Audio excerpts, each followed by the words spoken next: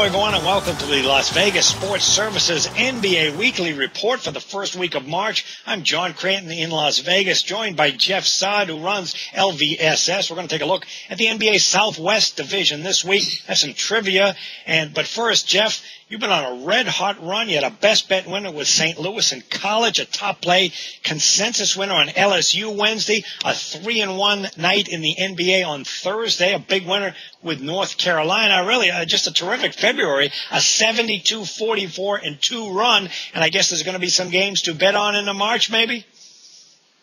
Yeah, and to break it down, since February 4th in the NBA on 30-15. 67%, 11-4 in best bets, 73%, college 42-29, 59%, consensus 20-star plays in college, 10-3, 77%. So everything, it just keeps getting better at LVSS. Everyone's making a ton of money. And now for March, I'm going to give you the entire month, NBA and college. For $25. That would include another conference game of the year. I'm 4-1 on conference games of the year after my easy Oklahoma win last week in the Big 12 game of the year. You're also going to get a tournament game of the year in March. Plays every day to build your bankroll. 4 weeks of hoops. NBA college is $25. Call LVSS at 1-866-575-8916. This is what the professionals do, people in Las Vegas. People like Jeff, they read the injury reports. They understand strengths and weaknesses, matchups of the teams, as well as trends. And they make their living doing this. And it's not surprising to see a professional handicapper go on a red-hot run like this. So make sure you get aboard. Okay, Jeff, one of the stories in the NBA this week, Andrew Bynum in Philadelphia, the news report said that he has another setback. I mean, here's a guy who hasn't played all season. He's going to be a free agent in July. Would you sign him as a GM? Absolutely not. Why pay another $17 million for something that's pretty much unknown and uncertain? He wasn't really a great player with the Lakers. He was kind of a jerk, really. Remember, he had that technical foul in the playoffs where he elbowed a guy, and it's just not worth it. The 76ers are a mess to begin with. They're just not responding to Doug Collins. The other night, even he said their effort was terrible. They lost to the Magic, a team that had previously lost 17 of its last 18 games. Even after those comments, they went on national TV on Thursday, shot 39% from the floor, 57% from the free throw line, lost to the Bulls, a team that shot even worse than the Sixers that night. So it doesn't look good at Philadelphia. What can you say? It's one of those teams that you just want to go against the rest of the season. They lost 7 in a row, 2-5 against the spread. They haven't scored more than 93 points in a month. On the road, their offense is worse than at home. They're 7-16 to the under on the road, the last in the league in scoring. So right now, the 76ers are a team that you pretty much want to stay away from the rest of the season, John. Yeah, one of the comments I heard out of Bynum was he doesn't want to play in pain. Hey, Andrew, I don't want to come to work in pain either with a bad back, but I have to do it. Let's stay on that subject that you mentioned about the comments from Doug Collins. I mean, the comments were disturbing when he questioned his team's effort. I mean, that was a home game against the Orlando Magic, a team that has given up the season a long time ago. 18 straight road games they had lost, yet they went into Philadelphia, not only won the game, they blew them out 98-84. That's when Collins said, the quote from him was, "I'm a day's pay for a day's work kind of guy," and he's insinuating there that his players just aren't putting out the effort. Is that the kind of thing that pro handicappers look at and say, wait a minute, this is something that goes beyond statistics and goes beyond matchup and goes right to the heart of what is going on in a clubhouse? Yeah, the last thing you want to do is bet on a team that appears to be not even trying. That's the worst thing. That's the worst thing you want. And what makes it look so bad is even after those comments, they still come out and play just as bad 2 nights later in Chicago. So things don't look like they're going to get any better there. Yeah, it's definitely a situation that goes beyond numbers, and some of the trends just aren't very good for this team. One to keep in mind on is that when they go on the road, 2-7 against the spread in their last 9 road games. I mean, sometimes even teams that are bad or lethargic, at the very least they can get up to play in front of their home fans, but when they go on the road, they can just say, these fans are rooting against us. We're a long way from home. Who cares? I just want to get the season over with. So they're definitely having that attitude on the road. We saw it at home, which is even more disturbing. Okay, let's take a look at the one thing with Philadelphia to keep in mind is they're not a great offensive team, but their commitment to defense is certainly questionable. And keep in mind, when they fail to cover the spread, they are 30-15-2 again over the total of that next game. one of the most competitive divisions is the NBA Southwest. I mean, let's take a look at some of these teams. You got the Hornets, who are bad, but then you got the Spurs, Grizzlies, Rockets, and Mavericks. Which one of these teams do you think is more likely to surprise or make a nice run in the playoffs?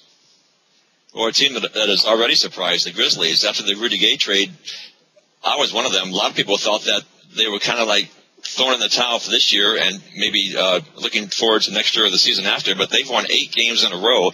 Lon O'Halloran's doing a tremendous job coaching this team. They lead the league in scoring defense, 89.5 points. They've won 8 in a row, 5-3 against the spread.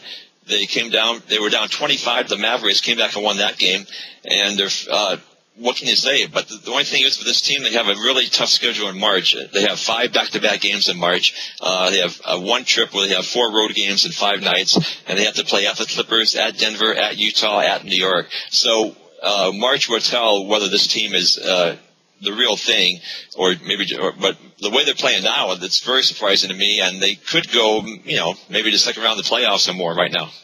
Yeah, this team is certainly responds to their coach, unlike the 76ers, and they have overachieved all season.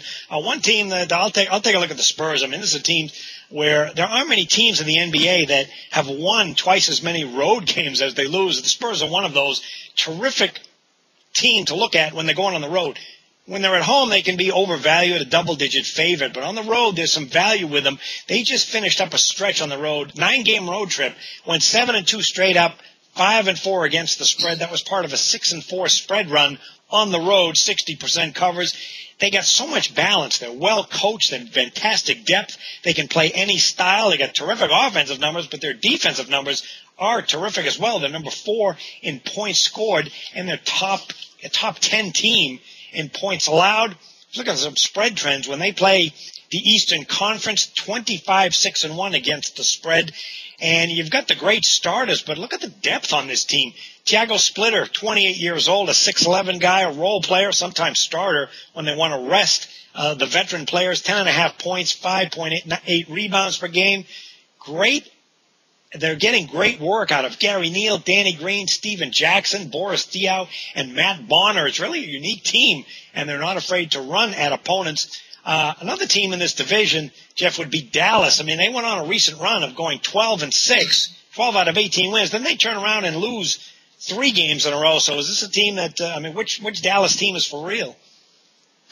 Well, they're not going to make the playoffs. I think I don't think they really expected much this season after they missed out on getting Deron Williams in the offseason. Right now, I think they're just and plus they didn't have Nowitzki the first part of the season because of an injury. But I think right now they're concentrating on re-signing the players they have and then going out to some free agents in the offseason, maybe even Dwight Howard, although that seems kind of far-fetched right now. But they had a stretch where they won 5 out of 6, but then now they've lost 3 in a row, including blowing that 25-point lead at Memphis. But one thing about the Mavericks, though, you can make money betting this team. They're only 25-32 straight up, but they're 33-24 against the spread. They're 9-1 against the spread after a loss, and they're 8-1 against the number the last 9 road games. This is one of those teams that don't look like much in the standings and aren't going anywhere, but from a betting perspective, you can make some money out of betting the Dallas Mavericks, John. As far as making the playoffs, you give them a thumbs down? Well, yes, absolutely.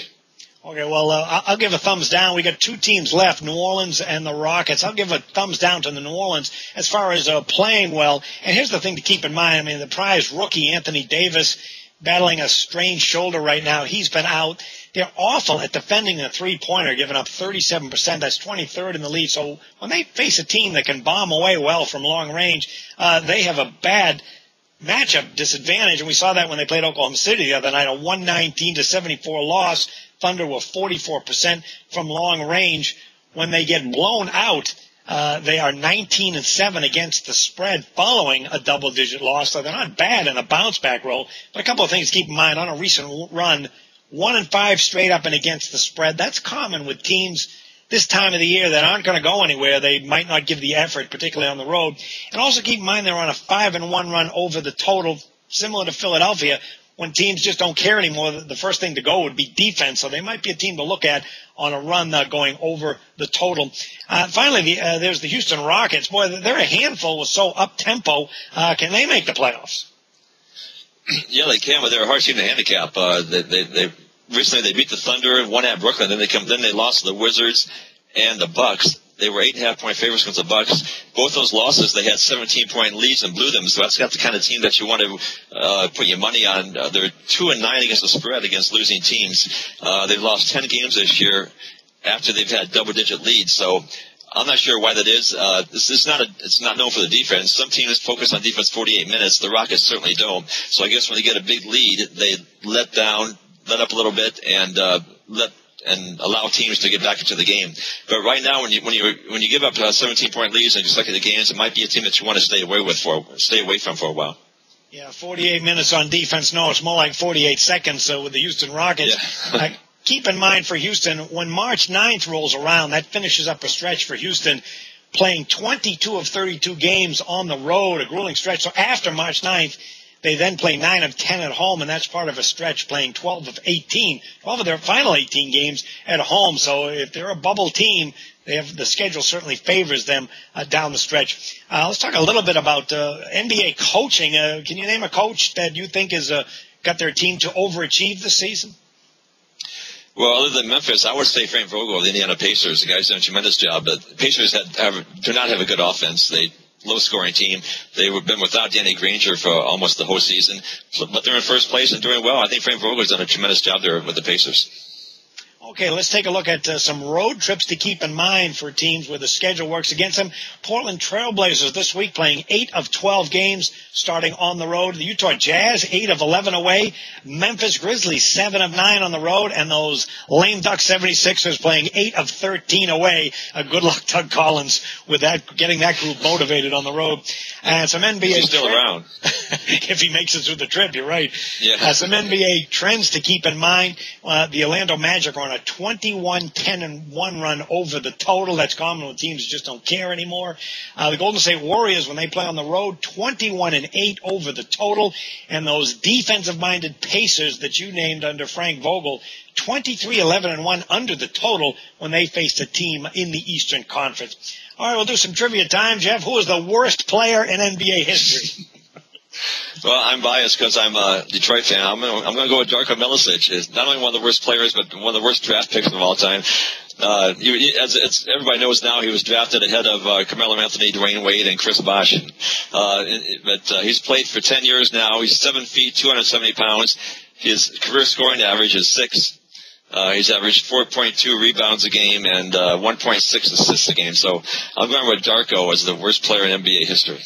I think I could score maybe 6 points per game over a couple of years, equal his. I will go with the Charlotte Bobcats. They had a draft pick in Adam Morrison, a dynamite college player. Hard to believe this guy was number 3 in the first round. He ends up being a 37% shooter in his NBA career, just 7.5 points per game. Quite a bust for a guy who was a sharp shooter in college. Well, that's going to do it. Jeff, run through the red-hot run you've been on and how folks can get aboard for the exciting month of March. Well, since February 4th, 72, 44, and 2 in both NBA and college. I'm going to give you the entire month of March, college and NBA. And we'll include a college conference game of the year. I'm 4-1 in games of the year. Plus, you're going to get my tournament game of the year in March. All this just $25. All you have to do is call LVSS at 1-866-575-8916 to get the entire month of March for $25. 1-866-575-8916. All right, very good. Jeff Saad and I will be back every Friday for the NBA report from Las Vegas Sports Services. Thanks, Jeff, for joining us, and good luck, everyone, with the games.